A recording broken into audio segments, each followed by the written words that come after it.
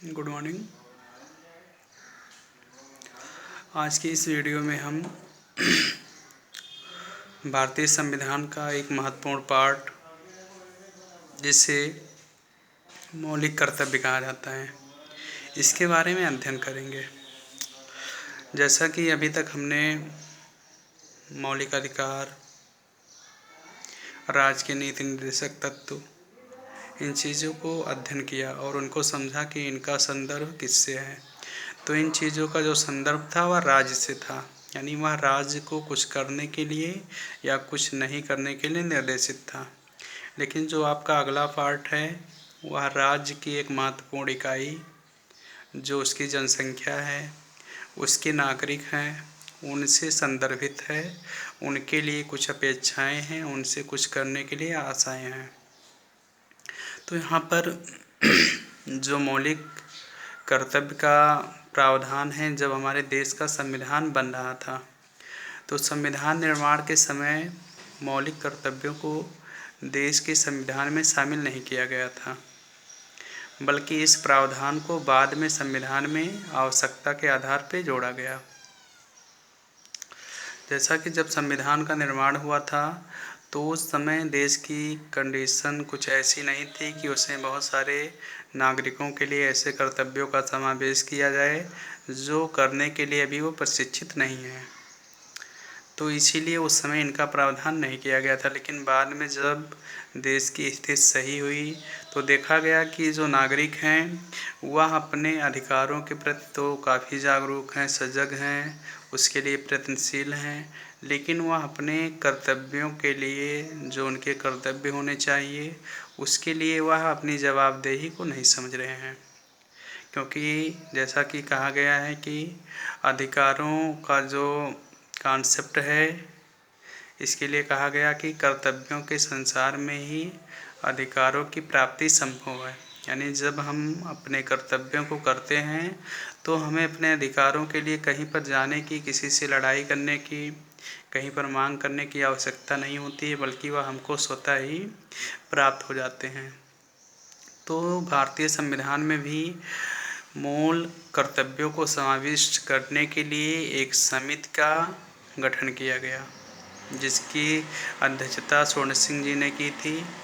और इसी समिति के सिफारिश पर, यानी इस समिति का नाम भी रखा गया स्वर्ण सिंह समिति, और इसी समिति की सिफारिश पर भारतीय संविधान में मौलिक कर्तव्यों का समावेश किया गया।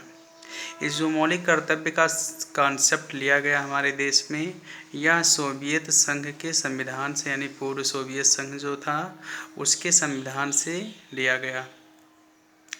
और इसको जब संविधान में शामिल करने की बात आई तो यहाँ पर भारतीय संविधान में एक नया संविधान संशोधन हुआ, जिसको 42वां संविधान संशोधन कहा जाता है, जो 1976 ईस्वी में संपन्न हुई। और इसी संविधान संशोधन के द्वारा मूल कर्तव्यों को भारतीय संविधान में समाविष्ट किया गया। और इस प्रकार से भारतीय संविधान में एक नया भाग जुड़ा, जिसको भाग 4 का या 4A के नाम से जाना जाता है। और इसी के साथ एक अनुच्छेद नया जुड़ा, जिसको अनुच्छेद 51 का या 51A के नाम से संबोधित किया जाता है। तो इस प्रकार से इन चीज़ों को संविधान में अंतर्विष्ट करने का कार्य किया गया। अब जिस समय मौलिक कर्तव्यों का भारतीय संविधान में समावेश किया गया, उस समय मौलिक कर्तव्यों की संख्या 10 थी, यानी 10 प्रकार के मौलिक कर्तव्य भारतीय नागरिकों के निर्धारित किए गए, उनसे अपेक्षाएं की गई कि वह इन कर्तव्यों को पूरा करने की कोशिश करेंगे।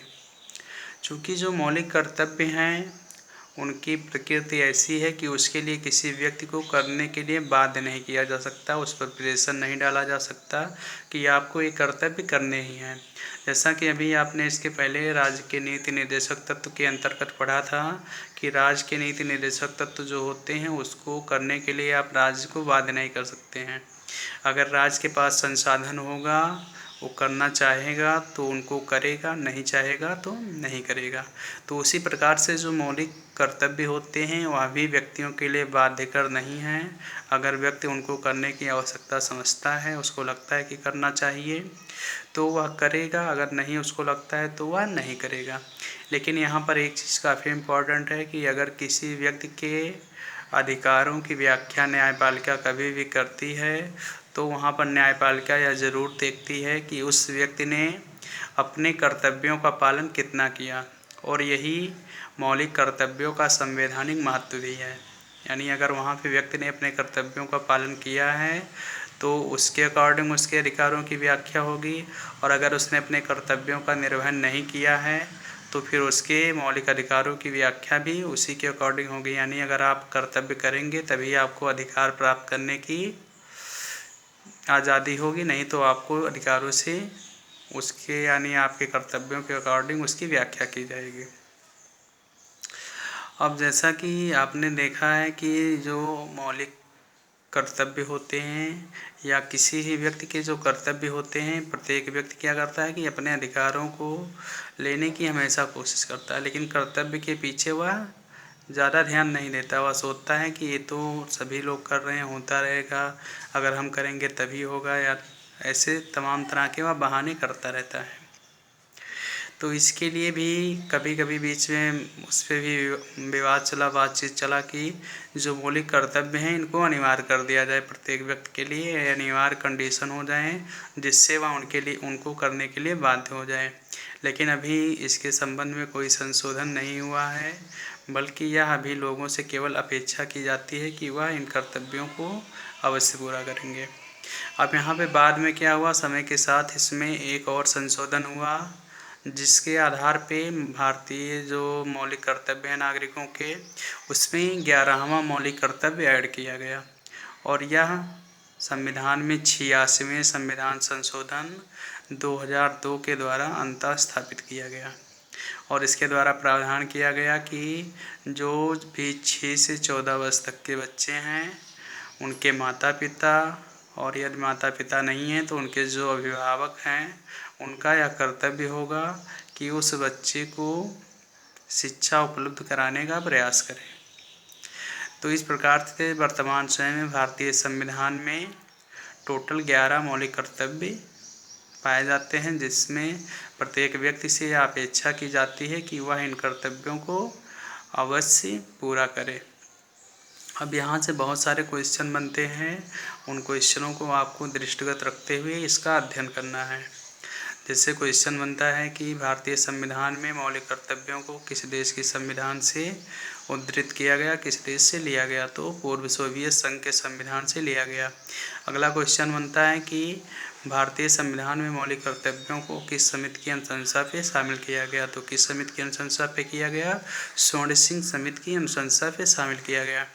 अगला क्वेश्चन बनता है कि भारतीय संविधान में संविधान के किस भाग में मौलिक कर्तव्यों का समावेश है, तो किस भाग में है, भाग 4 का।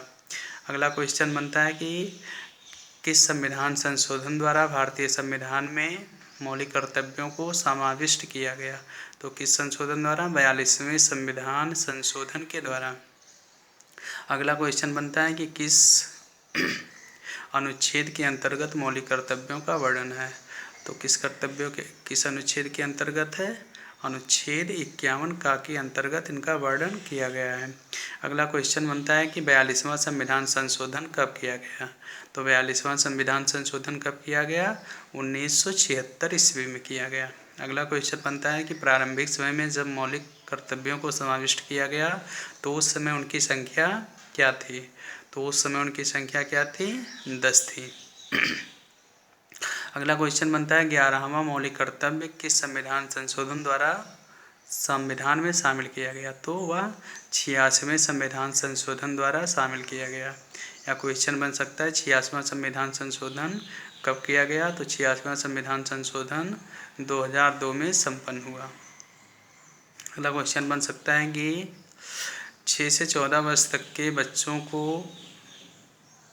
के लिए शिक्षा की व्यवस्था करना उनके माता पिता या अभिभावक का कर्तव्य है, या किस संशोधन द्वारा शामिल हुआ, तो 86वें संविधान संशोधन द्वारा इसको शामिल किया गया। एक और क्वेश्चन बनता है कि वर्तमान में भारतीय संविधान में कितने प्रकार के मौलिक कर्तव्यों का वर्णन किया गया है, तो कितने प्रकार के कर्तव्य हैं, 11 प्रकार के कर्तव्यों का समावेश किया गया है। इसी में और क्वेश्चन बनता है कि जो मौलिक कर्तव्य हैं वह वाद योग्य हैं या नहीं हैं। तो वो वाद योग्य नहीं, यानी इनको हम न्यायालय में ले जा कर के न्यायालय के माध्यम से इनको लागू नहीं करा सकते हैं। तो इस प्रकार से बहुत सारे क्वेश्चन यहाँ से डायरेक्ट या इनडायरेक्ट बनते हैं जो आपके आगामी परीक्षाओं के लिए काफ़ी हेल्पफुल होंगे। तो इनको दृष्टिगत रखते हुए और भी चीज़ें इसमें हैं उसको आप लोग जानने की कोशिश कीजिए। जो इसके 11 प्रकार हैं उसको आप लोग क्रम से उसको देख लीजिए, वहाँ से भी क्वेश्चन बन सकते हैं। धन्यवाद।